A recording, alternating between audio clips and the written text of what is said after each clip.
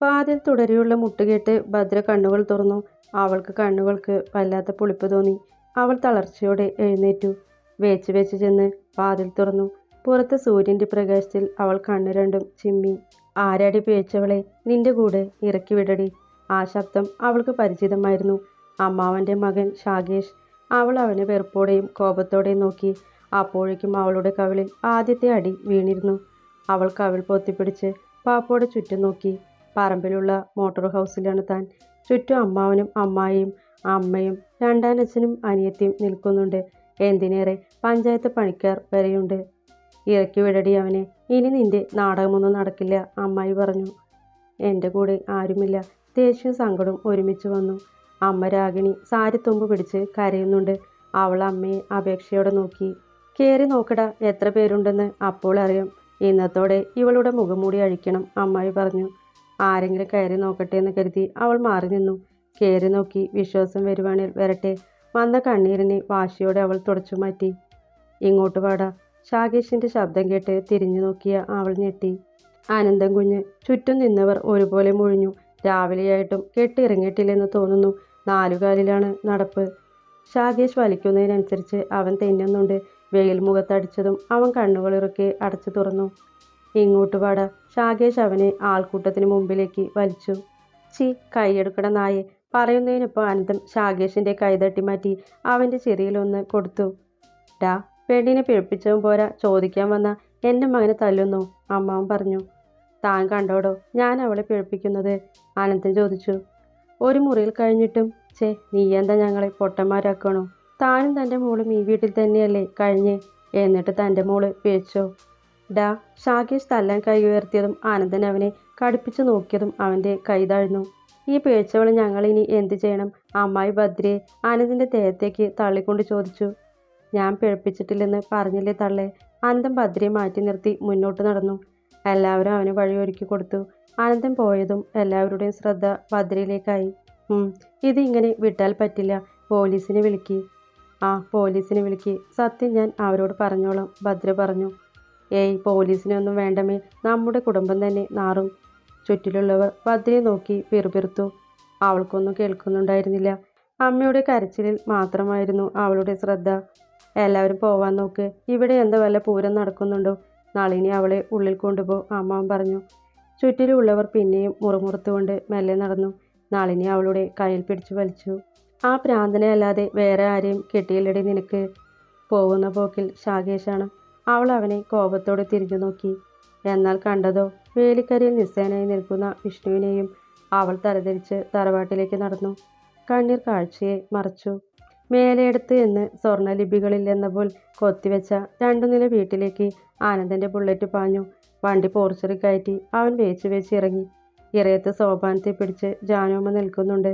ചായ എടുക്കട്ടെ കുഞ്ഞെ, ജാനുമ്മ ചോദിച്ചു. ഏയ്. ആനന്ദിനുള്ളിൽ കയറി അമ്മയുടെ റൂമിലെത്തിയതും അവൻ അലമാരിയിൽ നിന്നും അമ്മയുടെ സെറ്റ് സാരി ഒന്നെടുത്ത് ബെഡിൽ വിരിച്ച് അതിൽ മുഖമമർത്തി കിടന്നു. അമ്മയ്ക്കൊരു പ്രത്യേക മണമാണ്, നല്ല കൃഷ്ണതുളസിയുടെ മണം. മേലെടുത്ത വീടിൻ്റെ പുറകിലുള്ള തെങ്ങിൻ തോപ്പിൽ നിന്നും ശങ്കരൻ തേങ്ങയെടുത്ത് കുലുക്കി നിരത്തിയിട്ടു. ഇതൊന്നും ആയിട്ടില്ലല്ലോ വേല, ആയത് മാത്രം മതി, മൊത്തം കരിക്ക. ഓ. ശങ്കരൻ അടുക്കള ഭാഗത്തേക്ക് നടന്നു. കുട്ടി വന്നോ? ജാനുവെടുത്തി. ഓ വന്നു. ഇന്നും 4 കാലില്ല.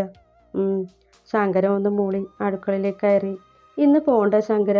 പോണം. നമ്മുടെ മേലെടുത്ത ആശുപത്രിയിൽ ഒഴിവിൽ ചെറിയോൾക്ക് കിട്ടി. ഇന്ന് രാവിലെ 10-ന് എത്താൻ പറഞ്ഞിട്ടുണ്ട്, ശങ്കരൻ പറഞ്ഞു. ആ, എന്നാ പൊക്കോ, വൈകിക്കണ്ട. കുട്ടിയോട് പറഞ്ഞോ ഞാൻ വന്നു പോയെന്ന്? ശങ്കര അടുക്കള വഴി തന്നെ പുറത്തേക്കിറങ്ങി. മംഗലത്ത് 4 കെട്ടിൻ്റെ ഇരുട്ടുമുറിയിലേക്ക് ഭദ്രയെ തള്ളി നളിനി കതകടച്ചു. രാഗിണി മാത്രം നിന്ന് കരയുന്നുണ്ട്. ബാക്കി എല്ലാവരിലും പുച്ഛഭാവമാണ്. കരയേണ്ട രാഗിണി.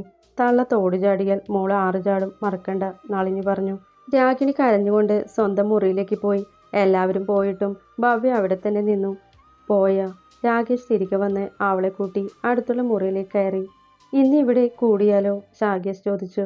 നന്നായിട്ടുണ്ട്. അതിന് എന്നെ വേഗം കെട്ടിക്കോ, അപ്പോൾ നമുക്ക് കൂടാലോ. അതിന് നിനക്ക് 18 ആവട്ടടി. അടുത്ത വർഷം ആവുമല്ലോ, അപ്പോൾ നോക്കാം. അവൾ അവനെ തള്ളി മാറ്റി. ഷാകേഷിന്റെ മുഖം പെട്ടെന്ന് മാറിയെങ്കിലും കൈവന്ന അവസരം കളയാതെ വാതിൽ ചാരി അവൻ അവളെ വലിച്ച് കട്ടിലിലേക്കിട്ടു. ഭദ്രയ്ക്ക് തല പെരുക്കുന്ന പോലെ തോന്നി. അവൾ കവിളിൽ കൈ ചേർത്തു. ഷാഗേഷ്.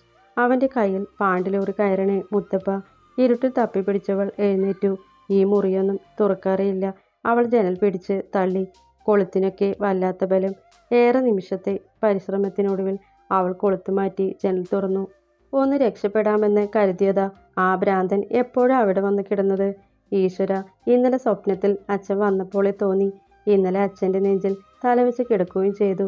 എൻ്റെ മുത്തപ്പ. അവൾ തലയ്ക്ക് കൈ കൊടുത്തിരുന്നു. അനന്തൻ അപ്പോഴും കൃഷ്ണതുളസി മണമുള്ള സെറ്റ് സാരിയിൽ മുഖമമർത്തിയുള്ള സുന്ദരമായ മയക്കത്തിലായിരുന്നു. താഴെ ജാനുമ്മയുടെ ബഹളം കേട്ടാണ് അനന്തൻ കണ്ണുകൾ തുറന്നത്. സമയം 10:30 കഴിഞ്ഞിരിക്കുന്നു. അവൻ തല 2 കൈകൊണ്ടും പൊത്തിപ്പിടിച്ചു. ഓ, തലവേദനിച്ചിട്ട് ഇന്നു മുതൽ ഒരു തുള്ളി കുടിക്കരുത്, അനന്തൻ ഉറപ്പിച്ചു. അവൻ മെല്ലെ എഴുന്നേറ്റ് അടുക്കളയിലേക്ക് നടന്നു. ജാനുമ്മ മാത്രമല്ല, നാണി അമ്മായിയുണ്ട്. പുറംപണിക്ക് വരുന്ന അമ്മായി. രണ്ടിൻ്റെയും വഴക്ക് അങ്ങ് കവല വരെ കേൾക്കാം. എന്താണെന്നറിയാൻ അനന്തൻ അടുക്കളയിൽ തന്നെ നിന്നു.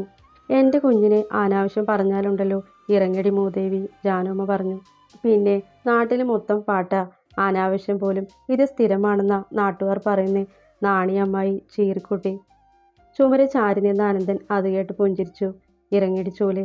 ജാനുമ്മ വിട്ടുകൊടുത്തില്ല. പിന്നെ ഇറങ്ങിപ്പോവാൻ പറയാൻ ഇത് നിന്റെ പെരയൊന്നും അല്ലല്ലോ. നാണിയമ്മായി തകർക്കാണ്. അതെ, ഇത് ജാനുമ്മയുടെ കൂടെ വീടാ. എന്താ അമ്മായിക്ക് പ്രശ്നം? അനന്തൻ അവരുടെ അടുത്തേക്ക് വന്നു. നാണിയമ്മായി അനന്തനെ കണ്ടപ്പോൾ വേഗം തിരിഞ്ഞു നടന്നു. വഴക്ക് കണ്ടു നിന്ന പണിക്കാരെല്ലാം അനന്തനെ കണ്ടപ്പോൾ വേഗം പിരിഞ്ഞു. ചെത്തുകാരൻ വേലായുധൻ സൈക്കിൾ പിടിച്ച് ചിരിച്ചു നിൽപ്പുണ്ട്. അനന്തൻ അവനോട് ചിരിച്ചു. അടുക്കള പടിയിലിരുന്നു. ജാനുമ്മ സ്ലാബിൽ കട്ടം വെച്ചിട്ട് പണിയിലേക്ക് തിരിഞ്ഞു. അനന്തൻ ഗ്ലാസ് എടുത്ത് ചുണ്ടോട് അടുപ്പിച്ചു. കുഞ്ഞേ, കുഞ്ഞിനെയും ആ മംഗലത്തെ കൊച്ചിനെയും ഇന്ന് രാവിലെ. ബാക്കി പറയണ്ട, കേട്ടത് സത്യ.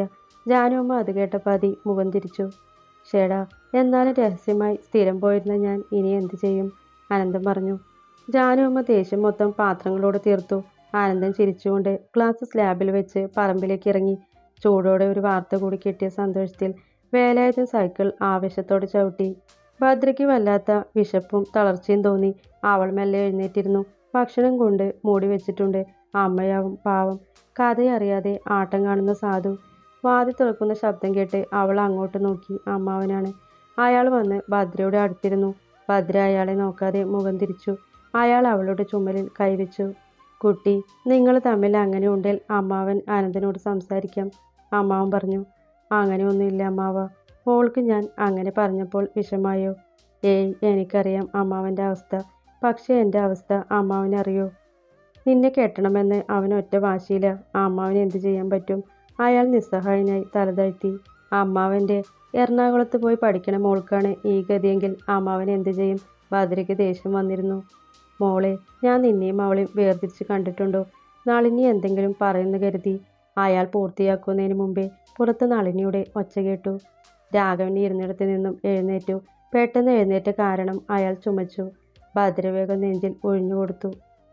ഓ, എൻ്റെ മകനും ആ വട്ടനും പോരാണ്ട് ഇപ്പോൾ എൻ്റെ കെട്ടിയനെ കൂടി ആയോടി, നളിനി പറഞ്ഞു. ഭദ്ര നളിനിയെ ദേഷ്യത്തോടെ നോക്കി. നളിനി, അയാൾ എന്നാലും നിർത്താതെ ചുമക്കുന്നുണ്ട്. നിങ്ങൾ മിണ്ടരുത്. നിങ്ങൾ ഇനി വക്കാലത്തും കൊണ്ട് വരണ്ട. ഞാൻ വക്കാലത്ത് പറഞ്ഞതല്ല, ഇങ്ങനെയാണേൽ ഇവിടെ പറ്റില്ലെന്ന് പറഞ്ഞതാ, രാഘവൻ പറഞ്ഞു. ഭദ്ര അയാളെ കൂർപ്പിച്ചു നോക്കി. ആ, അങ്ങനെ ആണേൽ നിങ്ങൾക്ക് കൊള്ളാം. ആ ചെത്തുകാരൻ വന്നിരുന്നു. ആ വട്ടൻ ഇവളുടെ അടുത്ത് സ്ഥിരം വരുന്നുണ്ടെന്ന് അവൻ പറഞ്ഞത്, നളിനി പറഞ്ഞു. അനാവശ്യം പറയല്ലേ നളിനി. അവൻ കുടിച്ച് ഓവറായപ്പോൾ കയറി കിടന്നതാവും. അനാവശ്യം പറഞ്ഞത് ഞാനല്ല, അനന്തൻ തന്നെയാ. വേലയെടുത്ത് പണിക്ക് നിൽക്കണ ജാനുമ്മ ചോദിച്ചപ്പോൾ അവൻ പറഞ്ഞത്രേ. വേലായുധൻ അത് കേൾക്കുകയും ചെയ്തു. ഭദ്ര പാപ്പോടെ അമ്മാവനെ നോക്കി. അയാൾ അവളെയും. നാളെ ഇവളെ കൊണ്ട് വല്ല ആശുപത്രിയിൽ കാണിച്ചേക്ക്. അനന്തൻ്റെ വിത്ത് വല്ലതും മുളച്ചോന്നറിയാം. അമ്മാവൻ തലതാഴ്ത്തി മുറിയിൽ നിന്നും ഇറങ്ങി. അങ്ങനെ ഹോസ്പിറ്റലിൽ പോവുകയാണെങ്കിൽ ഭവ്യെ കൂടെ വിളിക്കാം. അവളെ എന്തിനാടി? നിങ്ങളുടെ മകൻ്റെ വിത്ത് വല്ലതും ഉണ്ടെന്ന് അറിയാലോ. ഡി, നളിനി തല്ലാൻ കൈ ഉയർത്തിയതും ഭദ്ര കയ്യിൽ പിടിച്ചു. ദേ തള്ളേ, ഭദ്രയ്ക്ക് ഇനി മേലും കീഴും നോക്കാനില്ല. പറഞ്ഞില്ലെന്ന് വേണ്ട. ഭദ്ര കൈവിട്ടു. അവളെ ഒന്ന് നോക്കിയിട്ട് അവൻ മുറിക്ക് പുറത്തേക്ക് ഇറങ്ങി. ഭദ്ര ജനലിൻ്റെ അടുത്തേക്ക് ചെന്നു. മുത്തപ്പ, ഈ അനന്തൻ ഇത് എന്ത് ഭാവിച്ച? ഇനി കുഞ്ഞിലെ അങ്ങനെ പറഞ്ഞതിന് പകരം വീട്ടുവാണോ? ഭദ്ര ഓരോന്നാലോചിച്ച് നിൽക്കുമ്പോഴാണ് തൊടിൽ ബഹളം കേട്ടത്. കുട്ടികളാണ്. മാങ്ങ പറിക്കാൻ വേണ്ടിയുള്ള ബഹളമാണ്. നളിനി തള്ള കേട്ടാൽ തീർന്നു. വിഷ്ണു ഏട്ടാ, എനിക്ക് കുട്ടികൾ പറയുന്നത് കേട്ട് ഭദ്ര മരത്തിലേക്ക് നോക്കി. തൻ്റെ നേരെയുള്ള മരക്കൊമ്പിൽ വിഷ്ണു. അവൻ കൊമ്പിൽ ബാലൻസ് ചെയ്ത് ഇരുന്നു കൊണ്ട് ഭദ്രയെ നോക്കി. എന്തായി വിഷ്ണു? ഭദ്ര ശബ്ദം താഴ്ത്തി ചോദിച്ചു. ടിക്കറ്റ് റെഡിയായി. നാളെ ഉച്ചയ്ക്ക് പോയി രജിസ്റ്റർ ചെയ്യണം. അവൻ പോക്കറ്റിൽ നിന്നും ട്രെയിൻ ടിക്കറ്റ് എടുത്തു കാണിച്ചു. പക്ഷേ ഇവിടുന്ന് എങ്ങനെ ഇറങ്ങും? എങ്ങനെയെങ്കിലും ഇറങ്ങൂ. ഇന്ന് രാത്രി ട്രെയിൻ. മേലെടുത്ത് കുളത്തിൻ്റെ അവിടെ വന്നാൽ മതി. ഇവിടെ നിന്ന് പാടം കഴിഞ്ഞാൽ മെയിൻ റോഡല്ലേ, എളുപ്പം എത്താം. അപ്പോൾ മറക്കണ്ട, രാത്രി 11-നാ ട്രെയിൻ. അതും പറഞ്ഞ് അവൻ കുട്ടികൾക്ക് മാങ്ങ എറിഞ്ഞു കൊടുത്തു. ഭദ്ര രാത്രി എങ്ങനെ ഇറങ്ങുമെന്ന ചിന്തയോടെ തിരിഞ്ഞു.